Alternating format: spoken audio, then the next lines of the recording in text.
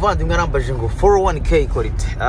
Noneho rero nsanga ni byiza yuko nshobora gukora kano ka video nkavuga ni bandi mu nzi ubundi ndajya mu nama ndavuga okay reka nze nsobanure mu by'ukuri uburyo 401k ishobora kuba ikora n'uburyo ishobora kugufasha igihe waba ukorera company itanga 401k as one of the benefits.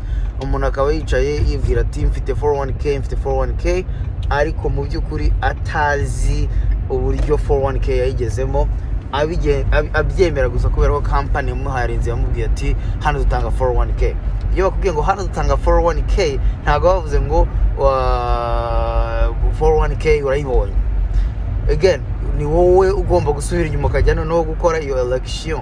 Niho kuvuga ngo hano isoko rirarema ariko ukajya mu isoko ari wowe ugomba kumenya ibyo ugomba kugura. Ntago iyo uje mu isoko bakubwira ngo twara iki wowe ugenda ugiye uzi ibyo uri bugure. Okay, so no muri 401k that's how things work. Ujya muri company ya advertising 401k nk'imwe muri incentives iha ku bakozi. Niho competition z'abakoresha zituruka. Buri mukoresha wese aba afite 401k undi afite izo nazo zigabanyije ibice bibiri. 401k iri traditional na 401k iri rough. So rough no kuvuga ngo na amafaranga ari after tax.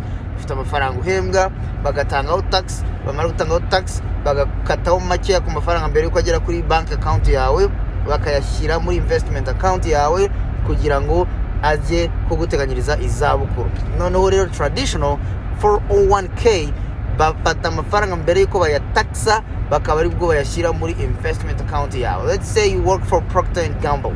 Procter & Gamble ntago ari investment company, no. Bo bakora products z'isuku, bakora products za amakorogate, ama sanitizers, ibintu nk'ibyo ngibyo. Umukozi ukorera Procter & Gamble today bashobora kugira kurya bakambwira we abashaka ngo incentives, okay, benefits, babyita benefits for na Procter & Gamble P&G itanga. So Procter & Gamble yo izagenda ije gushaka Fidelity. Yogira toke Fidelity mwe muri investment company cyangwa Invesco cyangwa AIG. So dufite abakozi 1,000. Kuri bano bakozi 1,000 umuntu uzajya utanga $1 muri investment, donc muri retirement ye, towards the retirement tuzajya tumuha amasesi 50.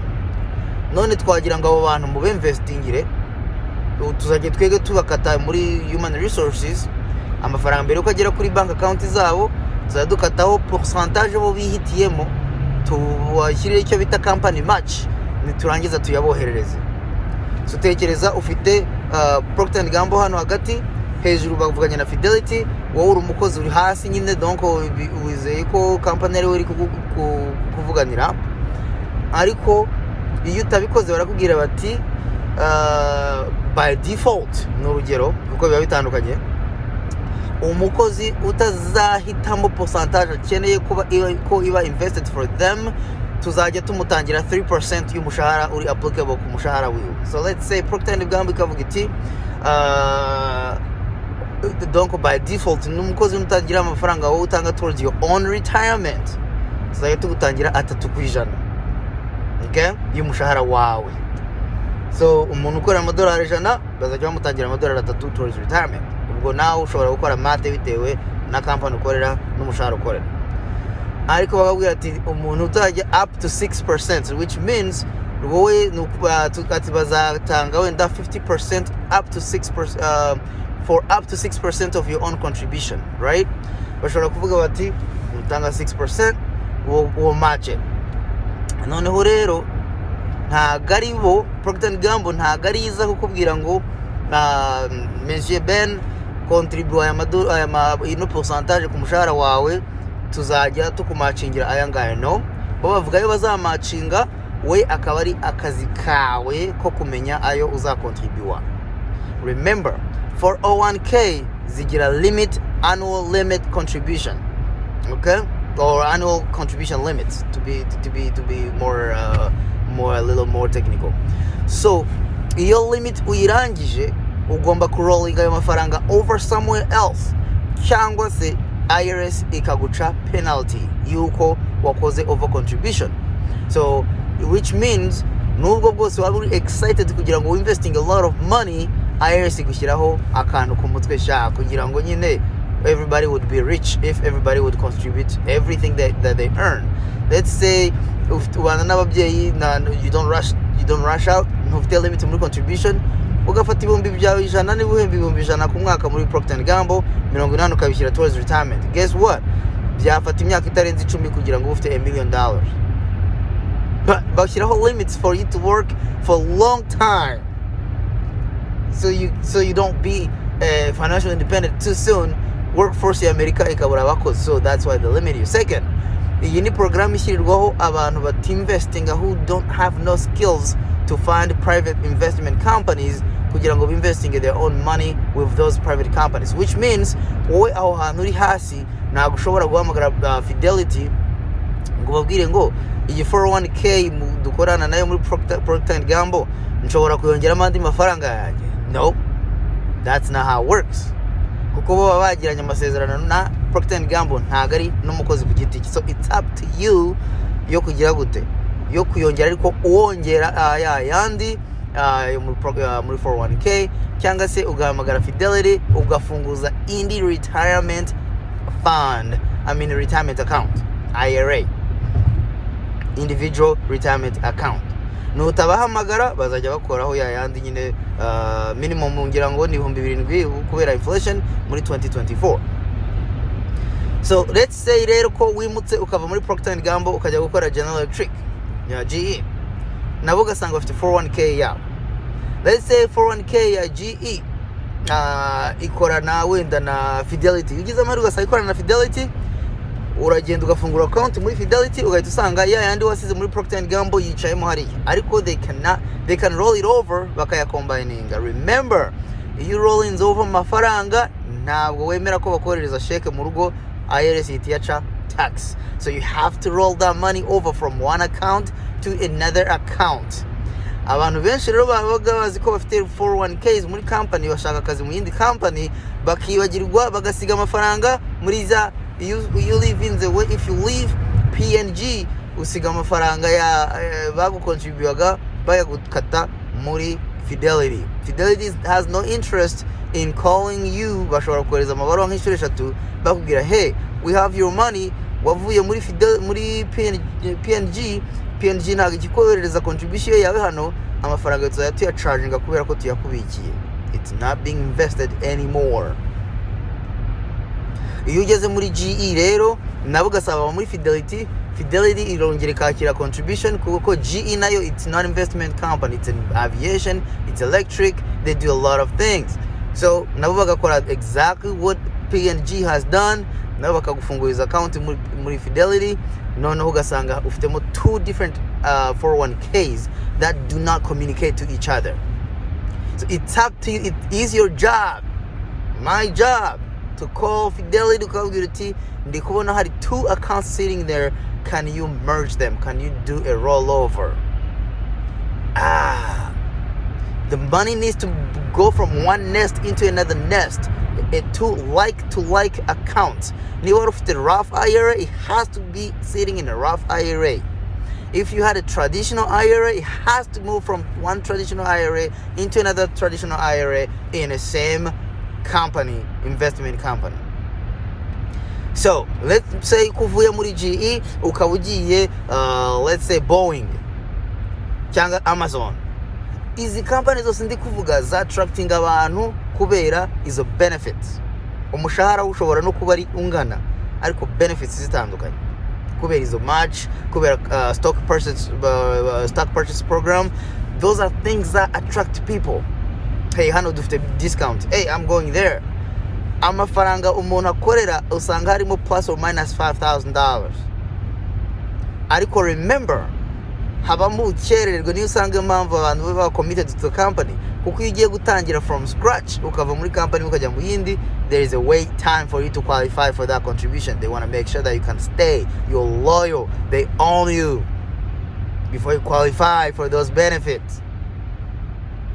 So ni ngombwa ko iyo uvuye muri company imwe ukajya mu yindi, ya company ntacyo muba mugipfana. Iyo baba bakwirukanye cyangwa ubasezeye, ntago baba bakigukomera kugukorera contribution, and therefore ni wowe, it's your job guhamagara ya company aho bakuinvestingiraga ukababwira uti mwohereza ayo mafaranga muri investment company yindi ndi gukorana nayo. So here's a question: how do you know which investment company your company invest your money with?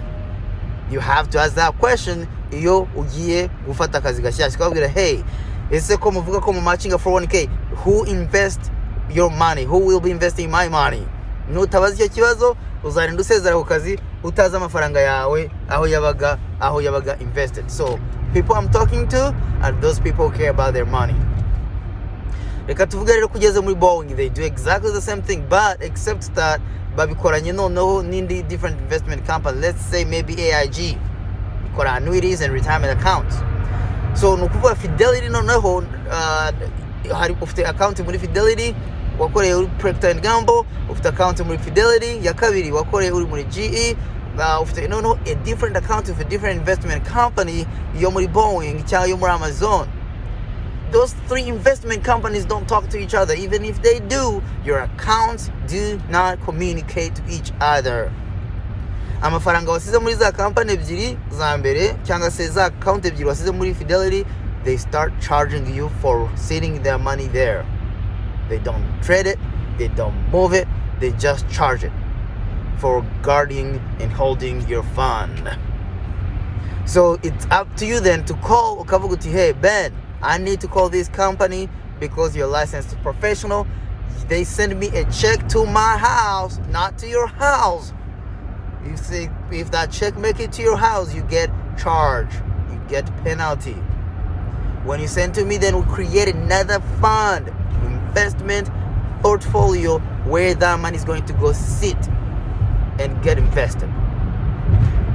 When you go to Boeing, when you go to GE, when you go to Amazon, uko mafaranga yose yagiye asigara muri ziriya company uturahamagara bakayohereza muri a private investment company zitari zihuriyeho n'abakoresha.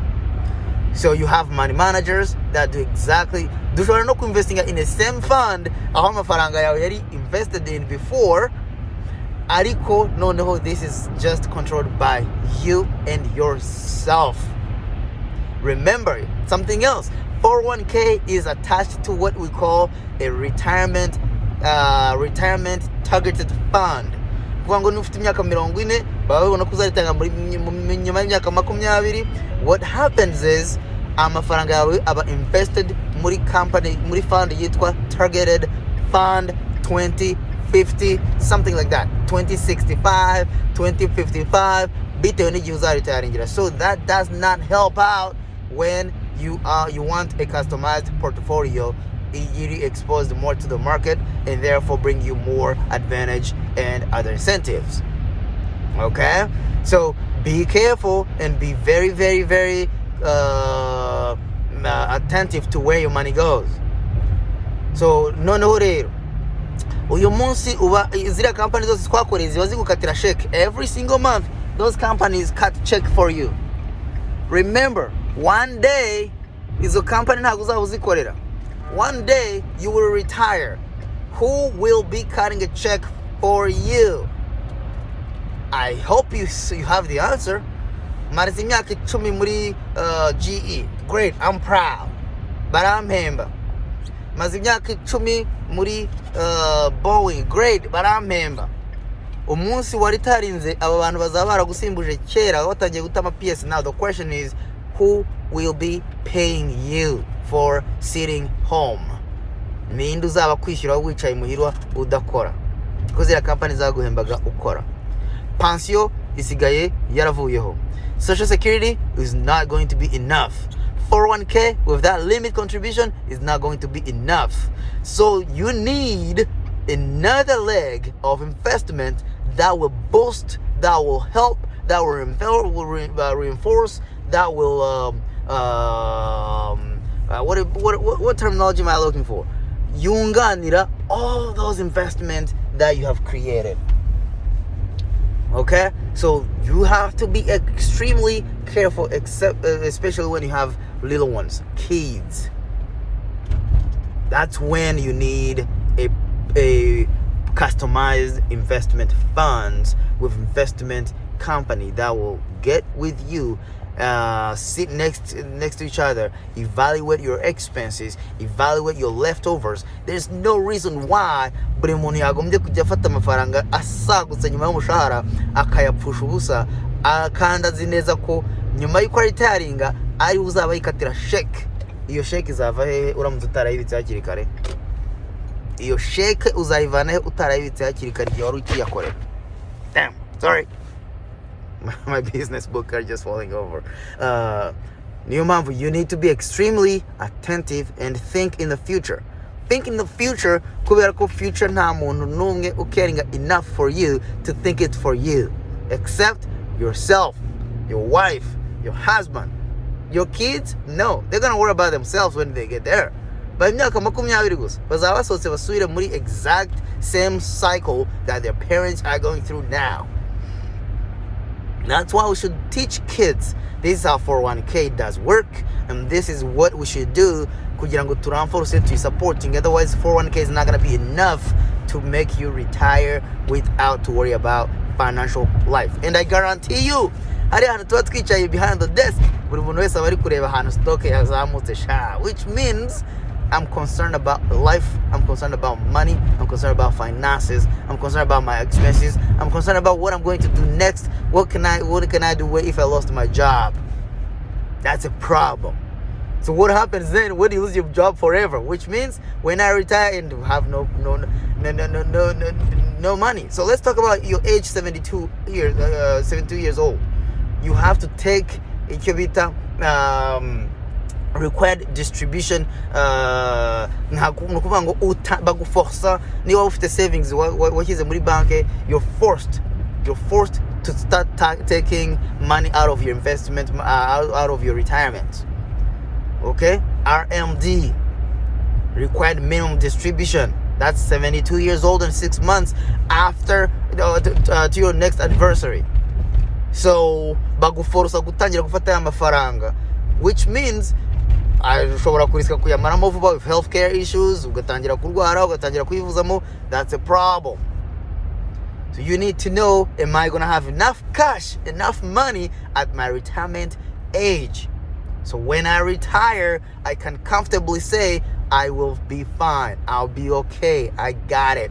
I'm fine. So today we worry about money. Today we worry about, okay, what did I do? We don't take action.